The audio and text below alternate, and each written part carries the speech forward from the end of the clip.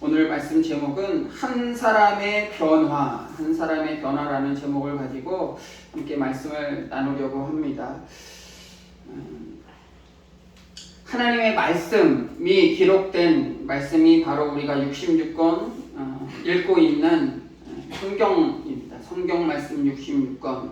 이것은 하나님의 말씀이고 이 66권을 통하여 많은 이들이 변화됐던 것을 볼 수 있어요. 사실 성경 구약 39권, 신약 27권, 이 성경책은 약 40여 명의 제자들로, 사람들로 쓰여졌어요. 그리고 약 1500년에 걸쳐서 쓰여진 아주 역사서라고도 할 수 있죠. 또 직업도 여러 부류의 사람이었어요. 어떤 글을 잘 쓰는 사람들에 의해서 쓰여진 성경이 아니고 선지자였던 이사야도 있고 제사장이었던 에스라도 있고 또 세리였던 누가 있죠? 마태, 어부였던 요한, 바울은 또 텐트를 만들던 사람이었고 또 누가는 의사였어요. 또 여러 부류의 사람들, 정말 우리가 상상하지 못하는 그런 부류의 사람들이 하나님의 일들을 경험하고 또 하나님의 일들을 가지고 쓰여진 말씀들이 바로 이 성경이라는 말씀이죠. 또 성향도 달랐어요. 지금은 남자, 여자, 성구별도 있고 노인과 젊은이, 또 나이별 구분도 있고 좌쪽, 우쪽, 정치적 성향과 여러 가지 성향을 가지고도 나누기도 해요.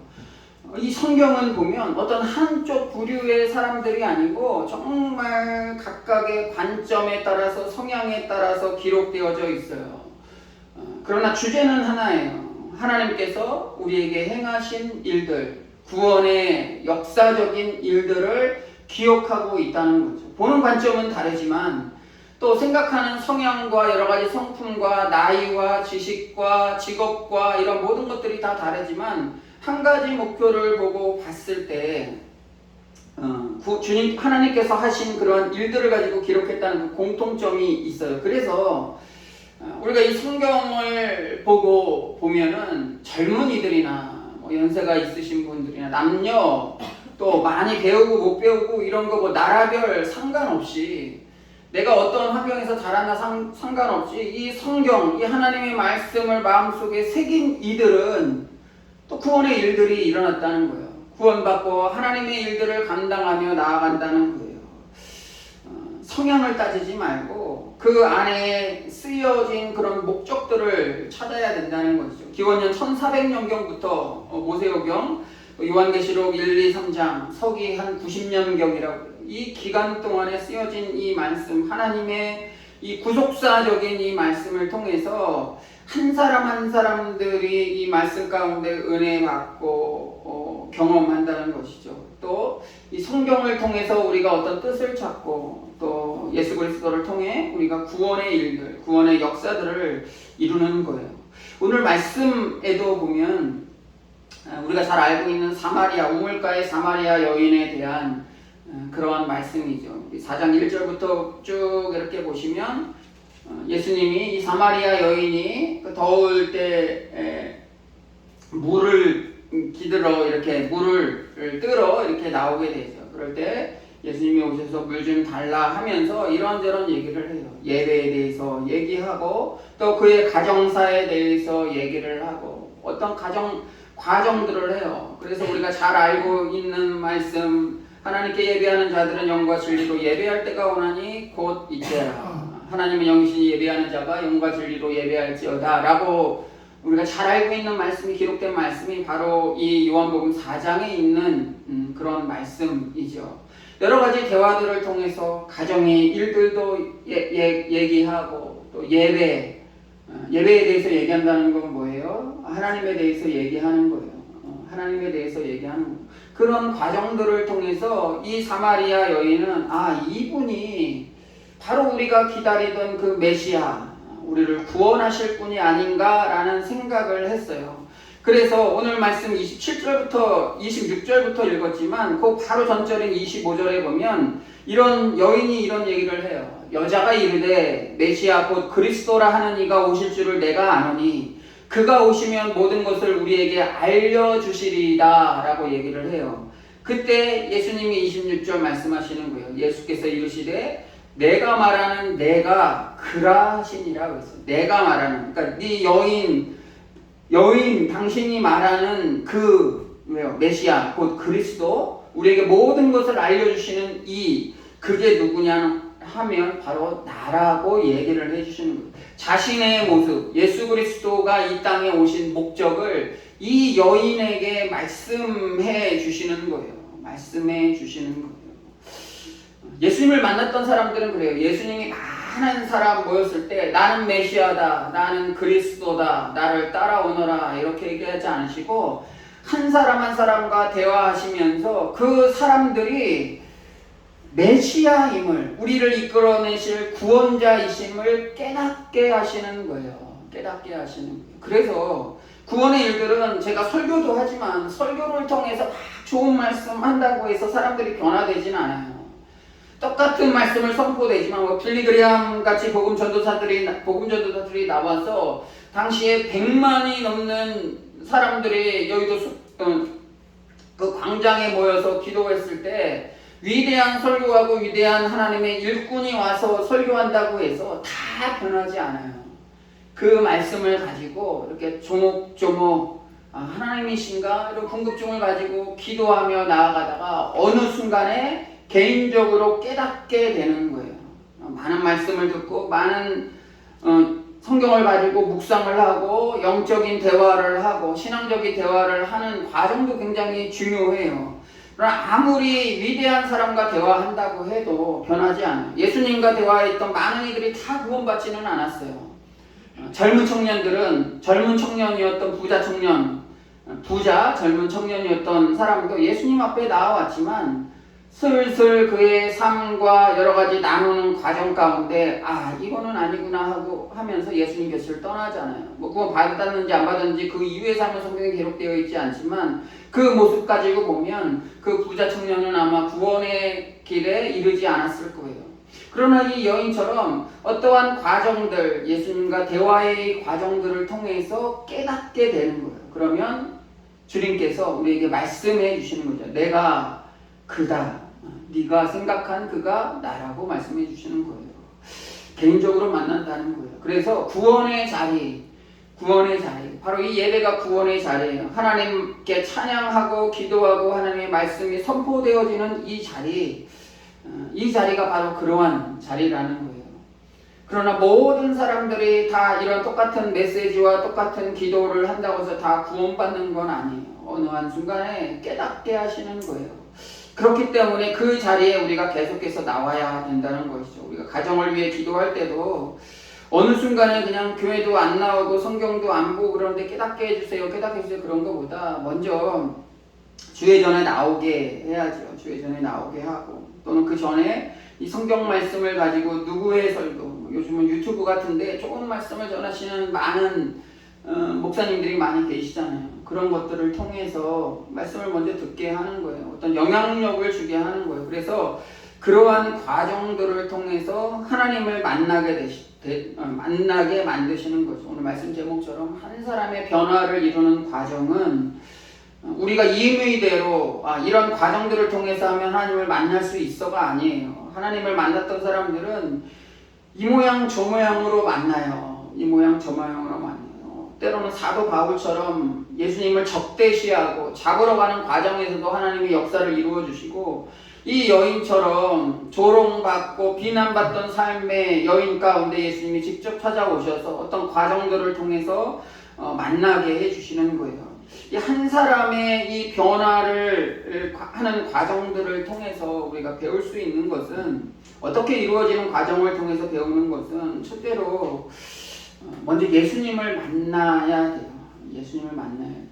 예수님이 2000년 전에 부활하셔서 가셨잖아요. 가셨어요. 성령께서 우리 안에 성령을 보내주셔서 우리와 함께 하시게 되는데, 우리가 예수님을 만난다라고 이렇게 할 때, 여러 가지 과정들이 있잖아요. 기도하다가 만나고, 때로는 어떤 설교를 듣다가 또는 어떤 영상을 보다가 하나님의 뜻을 깨닫게 될 때가 있어요. 어떤 마음에 감동이 일어날 때가 있다는 것이죠. 그게 뭐예요? 예수님을 만나야 돼요. 만나고자 하는 그 갈급한 마음들이 있어야 된다는 거죠. 처음에 이 여인은 잘 몰랐을 거예요. 잘 몰랐을 건데 자기가 가지고 있는 그런 지식들, 뭐 예배할 때는 예루살렘에서 뭐 예배해야 된다는 둥, 또 그의 삶은 또 평탄하지 않았잖아요. 평탄하지 않았어요. 그러한 삶에 대해서 자신의 삶과 여러 가지 삶의 그런 것들을 통해서 어떻게 보면 낙심하고, 뭐 낮에 더울 때 사람이 거의 없는 그런 우물가에서 물을 들어오는 이 사람들을, 이 여인의 모습을 보면 이게 사람들과의 관계가 그렇게 순탄하지는 않았던 것 같아요. 우리 주위에 그런 사람들 보게 되잖아요. 또 뉴스 같은 데 보면 어떤 요즘 들어서 그런 사건 사고들이 많이 일어나는데 그 사람들의 삶의 과정들 또 삶의 환경들을 보면 그렇게 순탄한 그런 모습이 아니에요. 집에 또는 뭐 직장이나 여러 가지 삶, 어릴 적의 삶, 그런 환경들이 이렇게 순탄하지 않는 그런 모습이에요. 그러다 보니까 자꾸 위축되고 사람들과 만나는 것을 꺼리게 되고, 제 주위에도 그런 사람들이 있어요. 그런 사람들에게 만나고 얘기할 때마다 늘 하는 게 있어요. 집에만 있지 말고 나와서 얘기를 해라. 뭐 억지로 전화라도 하고 만나기라도 하고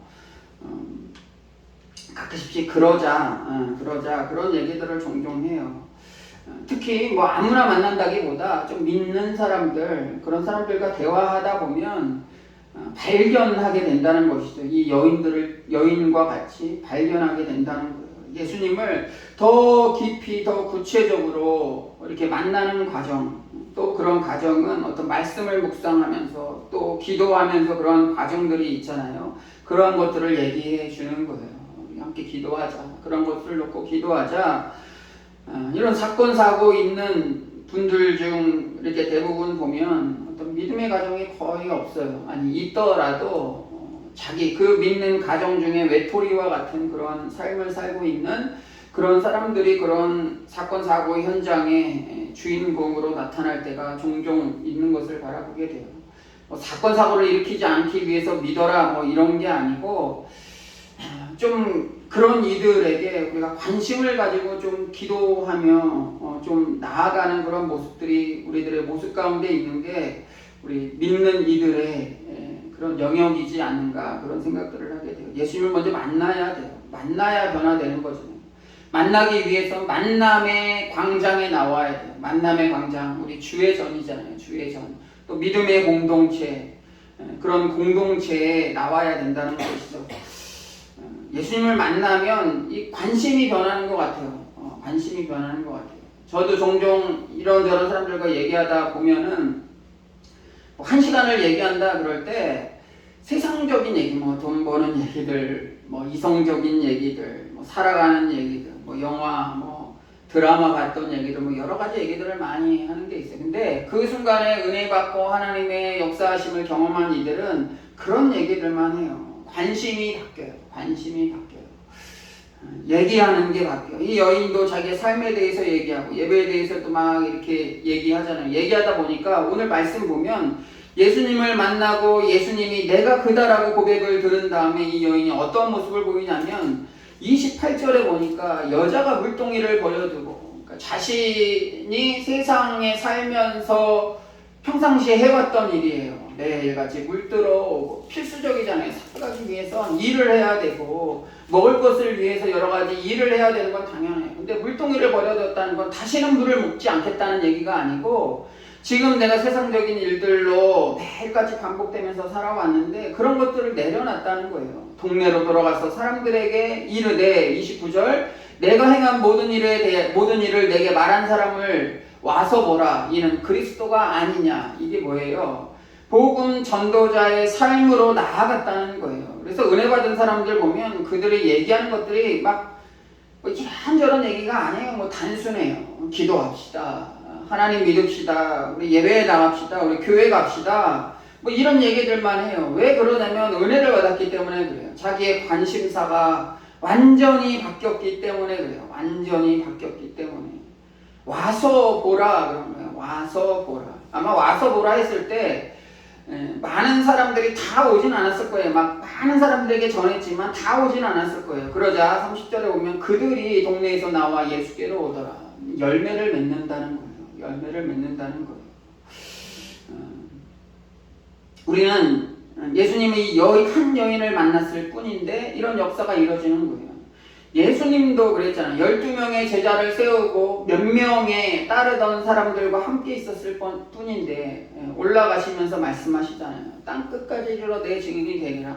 모든 유대 사람들에게 다 얘기한 게 아니고 예수님이 승천하실 때 11제자와 11제자와 그 주위에 따라갔던 몇 명의 사람들에게 그 말씀을 해주셨는데 그 말씀을 붙들었던 제자들과 그 있었던 사람들 또 차후에 사도 바울과 같은 강권적으로 세워진 복음 전도자 이 소수의 인원들을 가지고 땅끝까지 이르는 사역들 불과 2000년이 밖에 지나지 않는 이 상황 가운데 그 일들이 이루어졌다는 거예요. 그 일들이 이루어졌다는 거예요. 이 한 여인을 통해서 그 동네가 변화되는 거예요. 한 여인을 통해서 변화가 되는 거예요. 그러한 중요한 일들을 경험할 수 있었다는 것은 바로 이 한 사람의 변화 때문이라는 거예요. 예수님을 만났던 이 한 여인의 변화로 말미암아 그들에게 동네에서 나와 예수께로 나왔다. 동네에서 나와 예수께 왔다고 그랬어요. 이런 변화의 일들이 우리의 삶의 자리에서도 이루어지기를 기도합니다. 먼저 나 자신 한 사람이 변화해야 되겠죠. 나 자신 한 사람이 변화해야 돼요. 하나님 말씀의 사람으로 변해야 되고 또 우리의 입술이 바뀌어야 되고 우리의 행동이 바뀌어야 되죠. 그러기 위해서는 그냥 가만히 있는데 변화한다기보다 갈급한 마음들이 우선 있어야겠죠.